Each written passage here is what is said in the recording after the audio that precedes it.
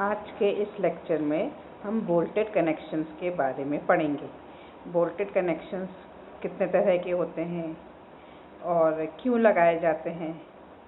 सबसे पहले कनेक्शंस की रिक्वायरमेंट क्यों है, कहाँ है। स्टील का जो स्ट्रक्चर होता है वो कई मेंबर्स को असेंबल करके बनाया जाता है, जैसे कि बीम्स, कॉलम्स, टेंशन मेंबर्स। ये मेंबर्स एक दूसरे से आपस में कनेक्टेड होते हैं और जनरली ये जो कनेक्शन होता है ये मेंबर के एंड पर होता है। तो इन मेंबर्स को आपस में कनेक्ट करने के लिए आपको कोई ना कोई कनेक्शंस प्रोवाइड करने पड़ेंगे। लिमिट स्टेट मेथड में आपके पास दो तरह से आप मेंबर्स को कनेक्ट कर सकते हैं, बोल्टेड या फिर बाय वेल्डिंग। दूसरा रिक्वायरमेंट कनेक्शंस का वहाँ पे है जहाँ पे आपने मेंबर्स को खुद बनाया है, बिल्ट अप सेक्शंस जैसे। तो वहाँ पे अलग अलग कंपोनेंट्स को आप ऐड करेंगे, मिलाएंगे और जो आपका मेंबर बनाएंगे। तो इस तरह के मेंबर्स में भी बोल्टेड कनेक्शंस या वेल्डेड कनेक्शंस लगाए जाते हैं। फिर बोल्टेड कनेक्शंस वहाँ पे भी यूज़ किए जाते हैं जहाँ पे आपको पूरे असेंबली को, पूरे कंपोनेंट को एक साथ एक सिंगल यूनिट में एक्ट कराना होता है। मोस्ट इम्पॉर्टेंट पॉइंट जो है, connection between different members of a steel framework. Not only जो कनेक्शंस हैं वो स्टील के फ्रेमवर्क में अलग अलग मेंबर्स के अंदर वो सिर्फ फोर्सेस या मोमेंट्स का flow from one member to another member वो ही अलाउ नहीं करता है, वो फैसिलिटेट नहीं करता है, वो हेल्प नहीं करता है। इसके अलावा वो लोड को भी, फोर्सेस को भी ट्रांसफ़र करता है फाउंडेशन लेवल तक।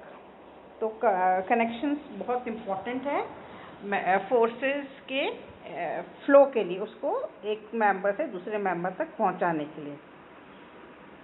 कनेक्शंस जो होते हैं वो मेंबर की लेंथ को बढ़ाने में भी काम में आते हैं, क्योंकि आपके जो स्ट्रक्चर्स होगा वो लार्ज बड़ा होगा, उसमें जो मेंबर आप लगा रहे हैं वो बहुत लंबे साइज़ का नहीं होगा, तो आप उसकी लेंथ को इंक्रीज़ कर सकते हैं कनेक्शंस की हेल्प से। और कनेक्शंस दो पार्ट्स को जॉइन करके इरेक्शन के टाइम पे, जब आप बिल्डिंग को इरेक्ट कर रहे हैं, जब आप बिल्डिंग को बना रहे हैं, उस टाइम पे भी दो मेंबर्स को जॉइन करने में कनेक्शंस काम आते हैं। कनेक्शन का जो फेलियर होता है वो बहुत डेंजरस है बिफोर मेंबर फेलियर, यानी कि कनेक्शंस जो है वो वीकेस्ट लिंक है, क्योंकि वहाँ पे मेंबर कम हो गया है, वहाँ पे आपने मटेरियल कम कर दिया है, तो वो वीक पॉइंट है और वहीं पे फेलियर होने के चांसेस ज़्यादा होते हैं और हमें अवॉइड करना है कि वहाँ पर फेलियर नहीं हो। इसके क्या रीज़न्स हैं? क्योंकि कनेक्शन पे अगर जैसे आपका नट बोल्ट है, अगर वो खुल गया तो एकदम से जो फेलियर होगा वो आपको बहुत लार्ज स्केल में डैमेज कर देगा, पूरी की पूरी बिल्डिंग एक साथ गिर सकती है। अगर मेंबर में कोई फेलियर होता है तो मेंबर में डक्टिलिटी होती है, इसके कारण वो फेलियर का प्रोसेस स्लो होता है, आप बिल्डिंग को एवैक्यूएट कर सकते हैं। लेकिन अगर नट बोल्ट ही खुल गए, जॉइंट्स ही खुल गए, तो बिल्डिंग पूरी की पूरी एक साथ नीचे गिर जाएगी। ठीक है, इसीलिए इकोनॉमिकल डिज़ाइंस के लिए जो कनेक्टर्स हैं उनकी ताकत मेंबर की ताकत से ज़्यादा होनी चाहिए। ये चीज़ हम कैसे अश्योर करेंगे कि हमारे कनेक्टर्स, हमारे जो कनेक्शंस हैं वो मेंबर की ताकत से ज़्यादा हैं। हम लोग उनकी डिज़ाइनिंग में फैक्टर ऑफ सेफ्टी जो लेंगे वो हायर लेंगे। अब सबसे पहला है बोल्टेड कनेक्शंस। 4 तरह के बोल्टेड कनेक्शन बोल्ट्स आपके पास होते हैं। पहला है ब्लैक बोल्ट्स, ये ऑर्डिनरी बोल्ट्स, अनफिनिश्ड बोल्ट्स या सी ग्रेड बोल्ट्स भी कहलाते हैं। सेकेंड टाइप ऑफ बोल्ट्स जो हैं वो है टर्न्ड बोल्ट्स। टर्न्ड बोल्ट्स 2 तरह के हैं, प्रिसीशन बोल्ट्स या ए ग्रेड बोल्ट, और सेकेंड है सेमी प्रिसीशन बोल्ट या बी ग्रेड बोल्ट्स। थर्ड है रिब्ड बोल्ट्स एंड फोर्थ है high strength bolts. Black bolts, common bolts, unfinished bolts, in rough bolts, अब इनके बारे में हम पढ़ते हैं।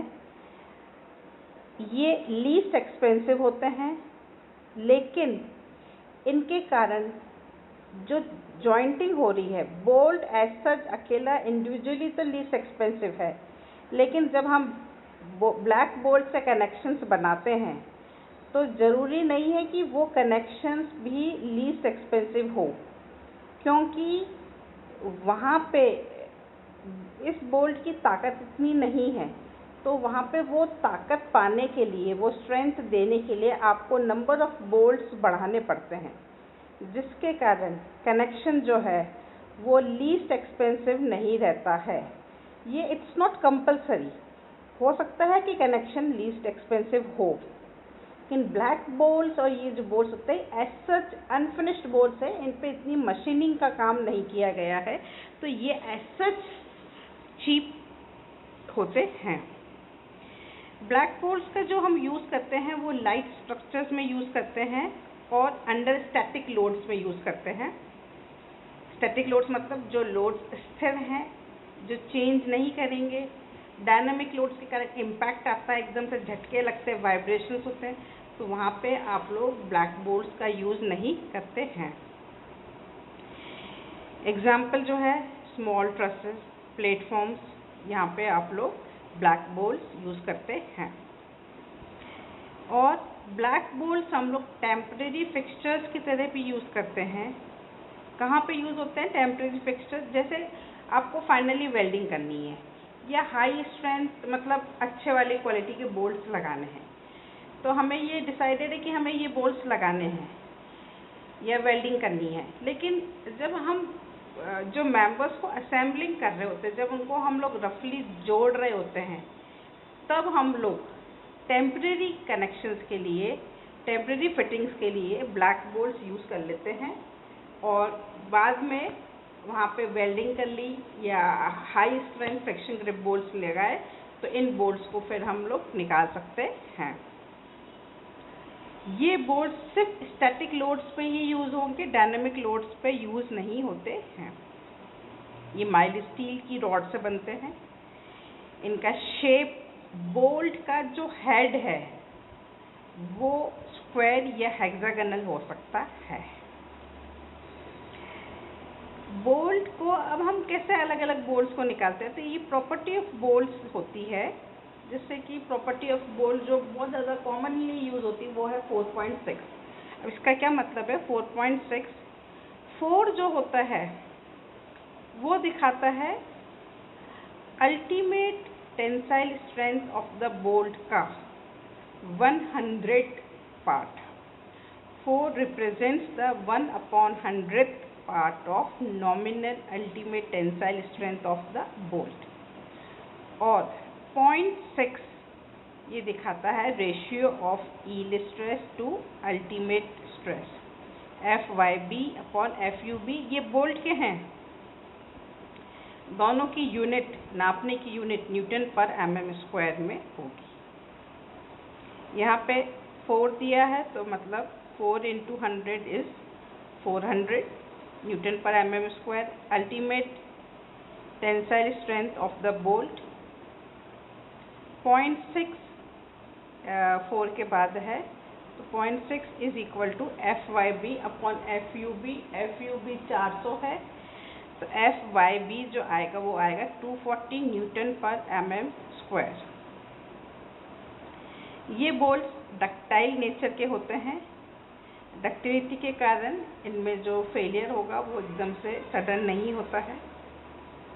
मैंने आपको जैसे पहले भी बताया था कि बोल्ट का जो हेड है वो स्क्वायर या हेक्सागोनल किसी भी शेप का हो सकता है। नीचे जो फिगर दिया गया है उसमें हेक्सागोनल शेप का बोल्ट लिया गया है। हेक्सागोनल शेप में मतलब 6 इसमें कोण होंगे। स्क्वायर शेप जो होता है वो चीप होता है, लेकिन पानों से, रेंचेस से हैंडल करने में, उनको घुमाने में, नट्स को टाइट करने के लिए हेक्सागोनल शेप बेटर रहता है।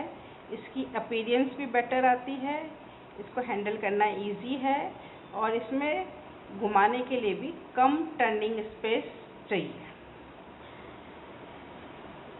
जो बोल्ट्स होते हैं वो जिस होल में आप इंसर्ट करेंगे तो उस होल का जो क्लियरेंस होता है, होल का जो साइज़ है वो बोल्ट के साइज़ से थोड़ा ज़्यादा होता है। वो जो क्लियरेंस है वो जनरली 1.5 mm से 2 mm तक होता है। जैसे 16 mm डाया का बोल्ट है तो उसमें 18 mm डाया हम लोग बोल्ट होल बनाते हैं, यानी कि 2 mm का क्लियरेंस, दोनों साइड 1-1 mm बांट दिया। ठीक है, मतलब आप उसको 2 mm की स्पेस आप छोड़ देते हैं। बोल्ट्स के जो ब्लैक बोल्ट्स के जो मार्केट में साइजेस अवेलेबल हैं वो हैं M5 से M36 तक। इनके नाम के आगे M लगता है ताकि आप अलग से पहचान सकें कि ये ब्लैक बोल्ट है। स्टील के स्ट्रक्चर्स में हम लोग जनरली जो बोल्ट्स यूज़ करते हैं वो है M16, M20, M24 and M30। ये एक फिगर दिया गया है बोल्ट का, जिसमें अनथ्रेडेड पोर्शन को शैंक बोलते हैं और थ्रेडेड पोर्शन को थ्रेडेड है। जो बोल्ट का डाया आपको दिया होता है वो उसका शैंक का डायामीटर होता है। ये हेक्सागोनल बोल्ट है, 3 साइड्स आपको दिख रहे हैं, 3 साइड्स अपोजिट साइड्स हैं। अगर मुझे थ्रेडेड पोर्शन का net tensile area at threads निकालना है, यानी कि नीचे की साइड जो थ्रेड्स बने हुए हैं तो अंदर इनर साइड के जो है डायमीटर से एरिया निकालना है, तो net tensile area at threads upon nominal plain shank area of bolt, shank area plain, उसका एरिया निकालोगे तो इन दोनों का जो रेशियो आएगा वो आता है 0.78। सेकेंड टाइप ऑफ बोल्ट्स जो हैं वो हैं टर्न्ड बोल्ट्स, जिसको क्लोज टॉलरेंस बोल्ट्स भी बोलते हैं, यानी कि इनमें टॉलरेंस वैल्यू कम है। ये ब्लैक बोल्ट जैसे ही होते हैं, इनका बस डिफरेंस ये है कि ब्लैक बोल्ट का जो शैंक है वो सर्कुलर है और इनका जो है वो हेक्सागोनल रॉड है। इनके सरफेसेस को प्रिपेयर किया जाता है, मशीन किया जाता है ताकि ये होल में फिट हो सके, यानी कि इन पे आपने काम किया है तो ये इनकी कॉस्ट इस तरह से बढ़ गई। और इनमें जब आप इसको बारीकी से बनाएंगे इस बोल्ट को, तो फिर इसका जो टॉलरेंस अलाउड है वो है 0.15 mm से 0.5 mm तक, जिसके कारण ये एक्सपेंसिव हो गए। इन बोल्ट्स को अलाइन करने के लिए स्पेशल मेथड्स यूज़ किए जाते हैं, क्योंकि इनमें टॉलरेंस कम है। इनका होल का जो साइज़ है वो बोल्ट के साइज़ से 0.15 mm से 0.5 mm तक ही बड़ा है। ये वाले जो बोल्ट्स हैं वो वहाँ यूज़ किए जाते हैं जहाँ पे स्लिपेज नहीं परमिटेड है। स्लिप होना मतलब जब आप 2 पार्ट्स को एक दूसरे से जोड़ेंगे तो फिसलेंगे, तो जो फोर्स लगाने पे फिसलेंगे। तो ब्लैक बोल्ट में तो स्लिपेज अलाउड हो जाता है, लेकिन इन बोल्ट्स में स्लिपेज अलाउड नहीं होता है। तो ये वहीं पे यूज़ किए जाते हैं जहाँ पे स्लिपेज मतलब एक मेंबर को दूसरे मेंबर पे फिसलने की परमिशन नहीं है और जहाँ पे accurate alignment of component is required. इनको यूज़ करते हैं स्पेशल जॉब्स में, जहाँ पे मतलब स्पेशल मशीन्स में और जहाँ पे डायनामिक लोड्स लगता है। थर्ड टाइप ऑफ बोल्ट्स जो हैं वो रिब्ड बोल्ट्स हैं, इनको फ्लूटेड बोल्ट्स भी बोलते हैं। रिब्ड बोल्ट्स जो होते हैं इनका जो हेड होता है वो राउंड हेड होता है और राउंड हेड के बाद इनके जो शैंक होती है उसको थोड़ा सा रेज करके रेज्ड रिब्स लगाई जाती है पैरेलल टू शैंक। इनका जो बोल्ट डाया है वो होल के डाया से बड़ा है। जब बोल्ट का डाया अगर होल के डाया से बड़ा होगा तो जब आप बोल्ट को इंसर्ट करेंगे तो वो होल के अराउंड साइड में जो भी जगह होगी, उस जो एजेस होंगी, उसको वो खरोचता हुआ, तोड़ता हुआ, डैमेज करता हुआ अंदर जाएगा। लेकिन उससे जो फिट बनेगा, जो इससे जॉइंट बन रहा है, वो बहुत टाइट फिट है।